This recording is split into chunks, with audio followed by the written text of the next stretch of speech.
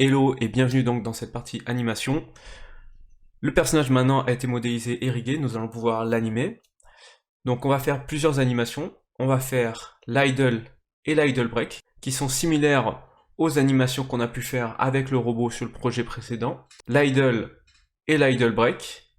On va voir aussi également le déplacement, ce sera une course. Puis étant donné que c'est une personne qui a un fusil, qui va devoir affronter des ennemis, on va avoir aussi une anime de tir, une anime de rechargement et une anime de dégâts reçus lorsqu'il se fera taper par un ennemi. Ensuite, on va attaquer l'ennemi qui lui aussi aura son idle et aura une attaque. Donc c'est parti, on va directement faire l'idle et voir un peu du coup les ponts qu'il y a entre ce qu'on a fait sur le robot et maintenant ce personnage qui est un peu plus complexe. Donc déjà, on n'oublie pas, au niveau des paramétrages sur Maya, pensez bien à aller ici sur votre timeline, faire un clic droit et vérifier que votre playback speed est en real time. Ensuite, vérifiez bien en bas ici que vous êtes en 24 fps.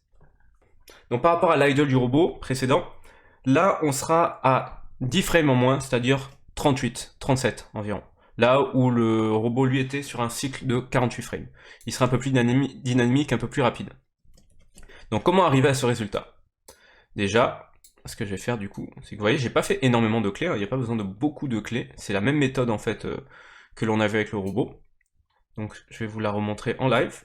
Bam, je vais supprimer tout ce que j'ai dans mon graph editor, je sélectionne tout et j'appuie sur la touche Supr pour sélectionner, pour supprimer, tout en ayant bien sûr sélectionné tous mes contrôleurs. Donc là on va, pour l'exercice, utiliser un fusil factice pour simuler en fait le pistolet qu'il utilisera dans le jeu. Donc là on a notre première pause. Donc c'est la pause la plus importante de l'idle, vu qu'après ce ne sera qu'une petite modification qui permettra de faire la respiration. Alors, on va la comparer ici. Donc, je sélectionne tous mes contrôleurs, je fais un set key avec la touche S. Et là du coup, je vais maintenant repartir à une position de 0. Donc du coup on va partir de cette pause neutre, avec ce petit cube que j'ai modélisé pour simuler en fait l'arme qui sera utilisée dans le jeu. Et on va voir du coup comment obtenir cette pause. Avec justement la notion de parenté qui permettra d'avoir en fait notre fusil qui suit les mouvements de notre corps. Alors, vous allez voir, c'est pas si compliqué que ça. Donc pour augmenter l'épaisseur, comme moi, de la rotation, de votre outil de rotation, pour qu'il soit plus facilement sélectionnable, vous pouvez aller en bas à droite, sur le petit bonhomme qui court, comme le cours précédent. Et cette fois, vous allez aller dans Manipulators. Et dans Manipulators, normalement par défaut, votre line size est à 1. Et on va passer à 4 pour avoir une plus grande épaisseur. Vous appuyez sur Save et c'est enregistré.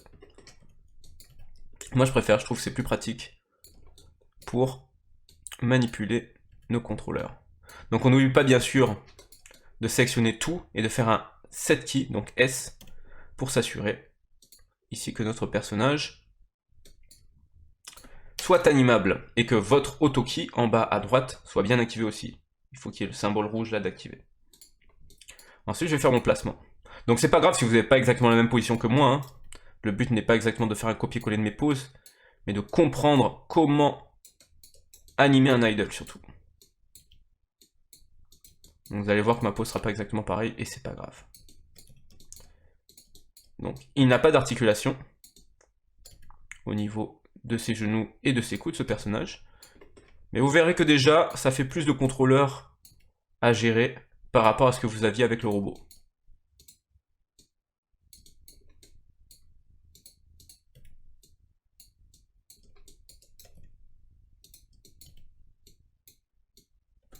Hop, voilà. Donc je cale aussi ma tête. Parce que dans tous les cas, notre personnage sera vu comme ça, sous cet angle de vue, pour le jeu. On sera sur une vue en top-down.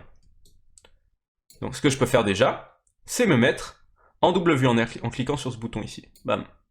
Comme ça, j'ai ma double vue. Donc je vais avoir une cam par défaut persp, ici, et je vais aller avoir une caméra front Z.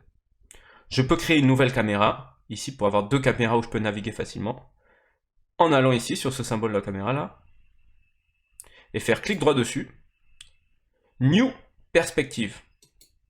Et là vous voyez il m'a créé une nouvelle caméra. Ici, dans Channel Box, vous voyez vous avez trois choses ici, trois petits onglets. Il y a Channel Box. Là où il y a écrit Pers de 2, je vais renommer ça en double-cliquant et en appuyant et en tapant Cam. Comme ça, là, je sais que ce sera la caméra de mon jeu, l'angle de vue de mon jeu. C'est ici, en fait, que je verrai si mon animation fonctionne réellement. Car si elle n'est pas lisible sous cet angle de vue, il n'y a pas trop d'intérêt. Donc là, je vais dans Show et je vais enlever les curves, les contrôleurs, pour avoir une meilleure vue.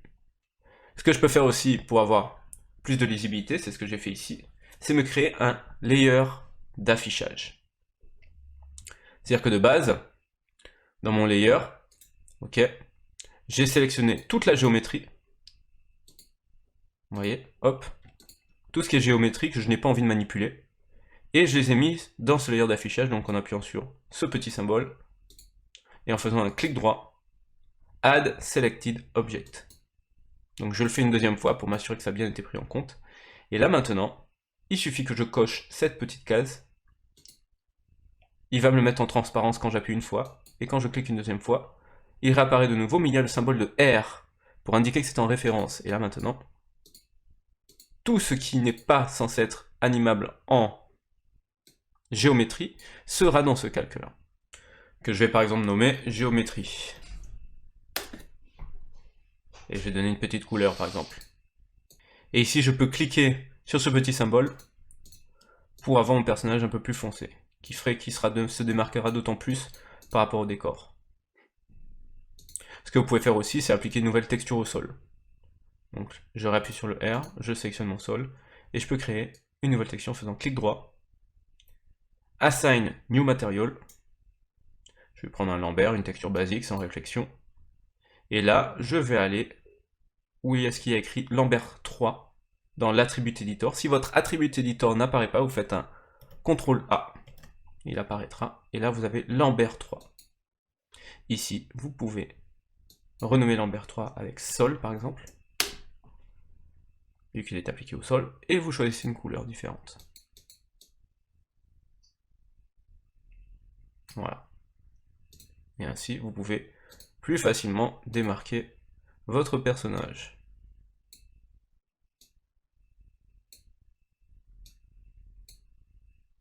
Voilà. Et là, de nouveau, je le repasse en référence. Et comme ça, j'ai bien mon fusil, mon personnage et le sol qui sont bien distinguables. Donc je vais conserver cet angle de vue, je vais réduire la zone. Et maintenant, je vais pouvoir me concentrer sur ma pose. Je vais ouvrir mon outliner, donc ici à gauche. Et je vais vous faire apparaître certaines commandes qui ne sont pas affichées par défaut. Vous allez dans Display et vous allez juste cocher Shapes. Parce que de base, vous voyez, il n'y a pas des plus sur tous mes éléments dans la scène. Donc quand j'appuie sur Display et je clique sur Shape, je vais avoir des plus qui me feront afficher des objets non sélectionnables par défaut. Donc là, mon cube, ici, je vais le renommer, ce sera mon arme. Donc arme. Et là, je vois qu'il y a Parent Constraint. Ça, c'est justement la parenté que j'ai créée pour que mon fusil puisse suivre tous les mouvements de mon corps, qu'il soit en fait contraint de suivre en fait précisément les mouvements de ma main. Donc je vais le supprimer en appuyant sur Supr. Et on va voir comment du coup on applique cette parenté. Donc déjà, on va faire la pose du personnage. Donc je fais des rotations, vous pouvez très bien aussi ajuster avec de la translation. N'oubliez pas que vous avez les deux manières de faire une transformation.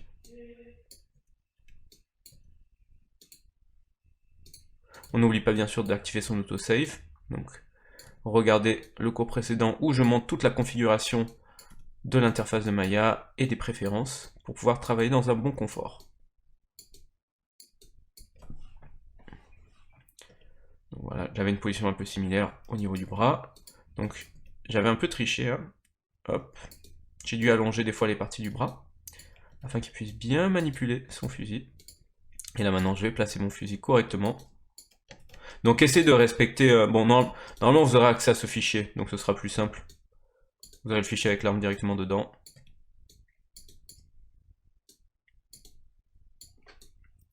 Hop. Donc là c'est pas mal, vous pouvez voir que de dos on comprend bien que mon personnage est en train de saisir quelque chose. Hop.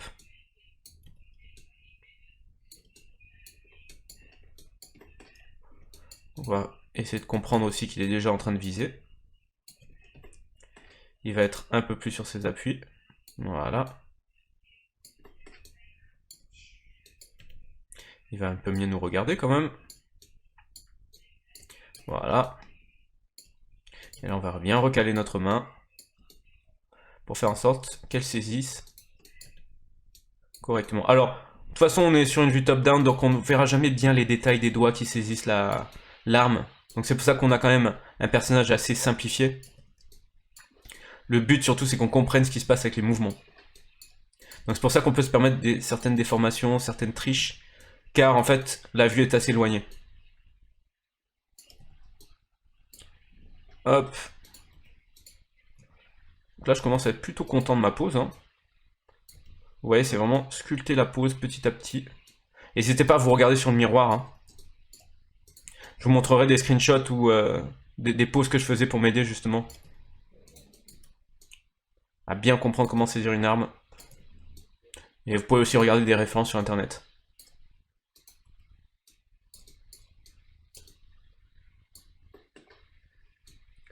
Donc, je vérifie que mon personnage... Donc vous voyez, c'est un peu différent de la pose de base que j'avais faite. Mais ça fonctionne très très bien aussi.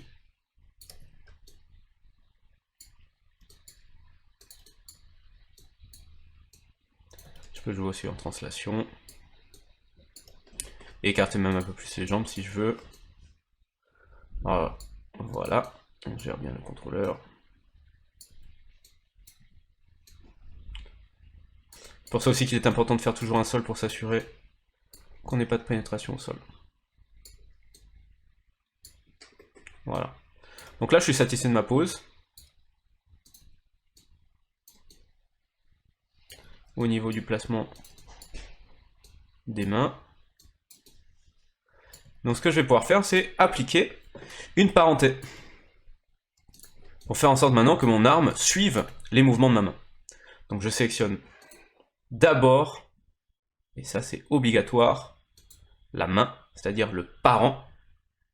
Et ensuite je fais Shift, clic gauche, et maintenant mon arme est sélectionnée. Ce sera du coup l'enfant de la main. C'est dans cet ordre qu'il faut toujours sélectionner vos objets. Une fois que c'est fait, vous allez aller en haut dans Visualize. Pour être sûr que vous ayez l'onglet Visualize d'activer, il faut aller vérifier ici dans Animation si vous êtes bien dans ce mode-là. Parce que souvent vous êtes normalement avant, soit dans le mode rigging, soit dans le mode modeling. Donc passez bien en mode animation, et là vous allez avoir Visualize. Et également Constraint. C'est Constraint qui va nous intéresser. Vous allez cliquer sur Parent, et précisément le petit carré, clic gauche, sur le petit carré à côté de Parent.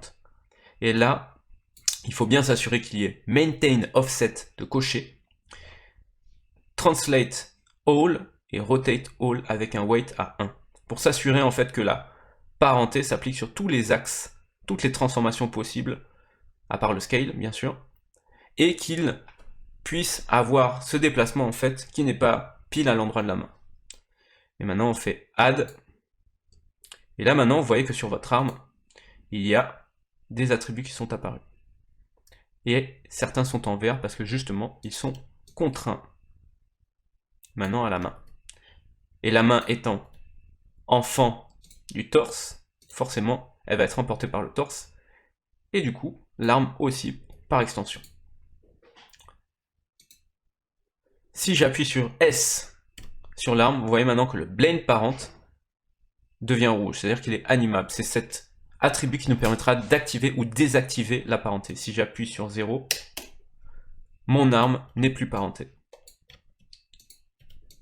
Vous voyez, si je reclique dessus et j'appuie sur 1, l'arme sera de nouveau parentée. Donc maintenant on va voir pour l'idle, c'est la même chose que ce qu'on a vu, donc je vais supprimer cette pause. et je vais à la frame 37. Je crée un S, donc j'ai tout sélectionné et j'appuie sur S, parce que c'est un cycle, donc le début et la fin doivent être identiques. Et là maintenant, je vais pouvoir aller à la frame du milieu. Donc on va partir sur la frame 19. Et c'est la même chose que le robot. Je vais faire d'abord descendre légèrement mon personnage. Hop. Alors là, je commence à avoir un mouvement de tête, comme vous pouvez le voir, et ça c'est normal, c'est parce que comme j'ai copié mes clés, alors je vais fermer mon outliner ici. On essaye toujours d'avoir le maximum d'espace. Je vais agrandir ici mon Graph Editor. Donc si vous n'êtes toujours pas si vous n'avez pas accès au Graph Editor, pensez bien à aller ici dans Workspace et être en mode animation. Donc ici, si je regarde ma tête, que je sélectionne ici toutes mes clés dans le Graph Editor et j'appuie sur F. Donc là ça vous fera un zoom. Je vois qu'il y a une ligne rouge qui n'est pas tout à fait droite. C'est sûrement le rotate, voilà, X.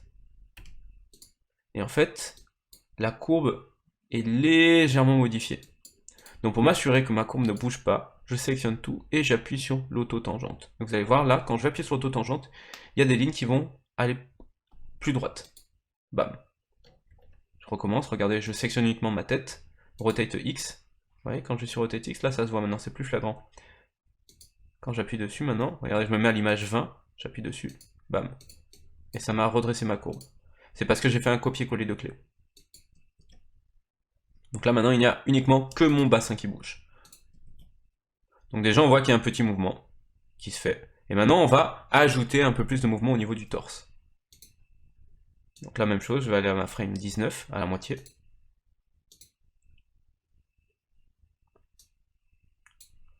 Pour la tête, je vais la relever légèrement, avec une rotation, et le torse, je vais le monter en translate, et légèrement partir en arrière. Donc n'oubliez pas, vous pouvez switcher entre World et Object pour le mode de rotation. Avec un clic gauche plus la touche de raccourci E. Donc E enfoncé, clic gauche, et je peux passer entre Object et World. Même chose si pour la translation, W enfoncé, et je peux passer avec clic gauche entre Object et World. Pour incliner les axes comme cela me conviendrait. Donc j'ai ça. Alors pour l'instant ça fait très robotique, c'est normal, parce qu'il va falloir que je décale le timing de chacun de mes membres. Donc par exemple ici, je vais prendre le torse et je vais le décaler de 4 frames. Ce qui fera que son cycle va commencer plus tard. Et du coup, ici aussi, je vais créer une clé 4 frames plus tard, donc à la frame 3. Je regarde ici comment ça se passe. Et donc je vais compenser le fait qu'ici, j'ai ma valeur en rotation X qui descende, en faisant monter aussi ici ma valeur sur l'axe X à la frame 3. Afin d'avoir, vous voyez, un bon cycle. Mais là, mon cycle n'est pas tout à fait parfait parce que il va falloir orienter les tangentes. Donc pour ça, c'est très simple, vous sélectionnez les deux extrémités et vous appuyez sur ce petit symbole ici, à côté de l'antotangente. Et bam, il va vous orienter les tangentes dans la bonne direction. Et je vais pouvoir faire cela pour chacun de mes axes, sur la tête comme sur le torse. C'est la même manipulation à faire pour chacun des axes. Alors vous voyez, je descends pas trop non plus, hein. Le but c'est juste d'avoir un mouvement continu au niveau de mes axes. Alors on fait Shift, clic molette, et après on oriente.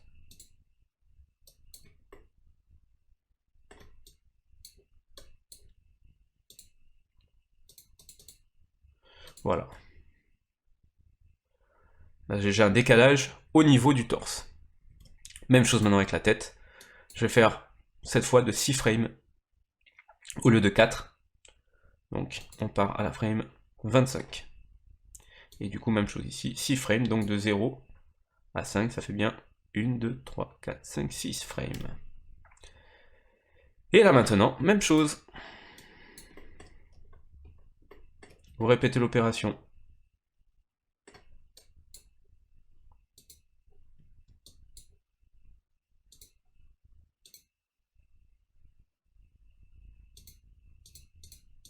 sur tous les axes bien sûr, où vous l'avez fait. Moi je l'ai fait que sur le rotate X pour la tête, donc j'ai pas besoin de faire plus.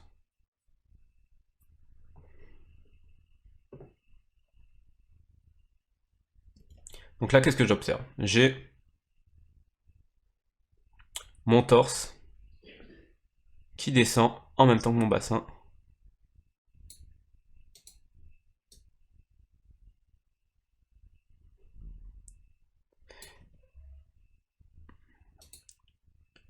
Donc voilà pour la méthode. Vous voyez, c'est pas si compliqué que ça.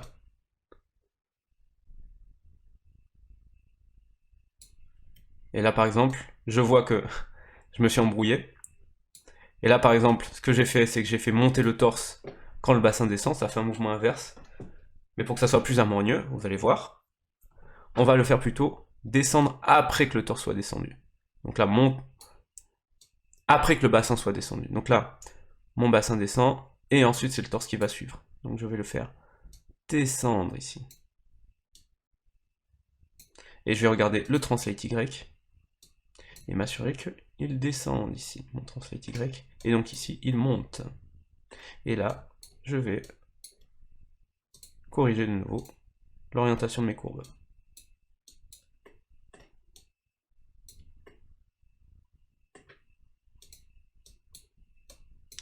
Avec, ici, mon paramètre. Voilà, là j'ai quelque chose de sympa.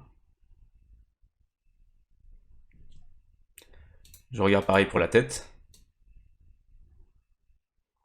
La tête est censée descendre. Et là, du coup, elle est censée monter, donc j'inverse les valeurs. Hop. Voilà. Et là, j'ai quelque chose de plutôt sympa. Je vois que j'ai encore un petit blocage ici. Et ça, c'est parce qu'en fait, j'atteins trop rapidement en fait ma valeur extrême au niveau du torse. Vous voyez, si je viens ici, voilà. Là, il atteint sa valeur extrême et après il va très vite redescendre. Bam bam bam. Et ici, blocage.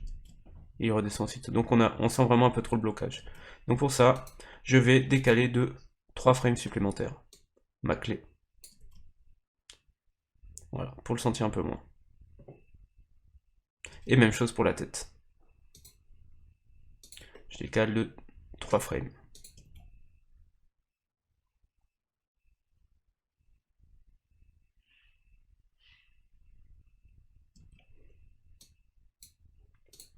Donc on vérifie. Et là, je me rends compte que je peux encore plus descendre ma courbe pour qu'elle corresponde mieux à la descente ici qu'on a là. On a une valeur qui repart ici à 9, et en fait on a cette inclinaison là. Donc il faut que cette inclinaison corresponde un minimum ici, sinon le mouvement sera trop brutal à l'arrêt. Voilà. Là on est pas mal. On a notre idle. C'est aussi simple que ça. Le but c'est que notre personnage respire. Qu'on sente bien son mouvement de respiration. Qu'importe l'éloignement. Ce que je peux faire aussi, c'est avoir un léger décalage au niveau du bassin. C'est-à-dire qu'ici, quand il va s'appuyer, je peux le faire légèrement reculer sur le côté, vous voyez, voilà. Ça rajoute encore un mouvement supplémentaire.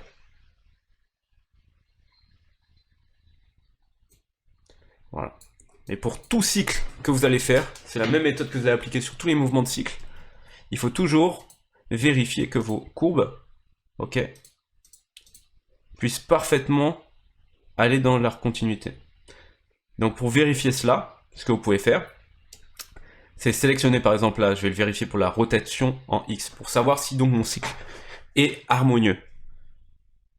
Je vais sélectionner toutes mes clés, et je vais aller dans Curve, et aller dans Post Infinity, Cycle, je repars dans Curve de nouveau, dans mon Graph Editor, Pré-Infinity, donc avant, et là je vais dans View, et je clique sur Infinity pour afficher les fameuses Infinity. Et là je verrai comment en fait se comporte ma courbe lorsqu'elle est en cycle. Donc si par exemple, vous voyez, j'avais ça, cette valeur qui est trop basse, mais là je verrai en fait que ma courbe n'est pas très harmonieuse. Ok? Au final, donc pensez bien à avoir un écran bien éclairé. Mettez la luminosité un peu, sinon vous verrez pas très bien les courbes, si c'est trop foncé votre écran. Là, vous voyez que ma courbe n'est pas harmonieuse. Donc il faut bien s'assurer d'avoir des valeurs qui fonctionnent bien. La même chose ici. Hop, je sélectionne. Donc le plus simple, c'est de tout sélectionner. Et d'aller dans Curve, Pré-Infinity Cycle, Post-Infinity Cycle. Et là, au moins, je pourrais regarder toutes mes courbes en infini. Et là, pareil. Là, je vois que j'ai des courbes harmonieuses. Si je regarde le torse, allez. Pareil. J'ai quelque chose qui fonctionne plutôt bien, même si c'est pas parfait. Je pourrais par exemple un peu plus descendre celle-là. Hop. Là, on est pas mal. Je peux encore un peu plus descendre celle-là. Là, ça va. Là, celle-là, je peux un peu plus la monter. Et du coup, ajuster comme je vous ai montré. Ici. Voilà. Et là, on a quelque chose qui fonctionne plutôt bien, qui boucle vraiment bien. Donc voilà pour l'idle. Maintenant, on va rajouter l'idle break.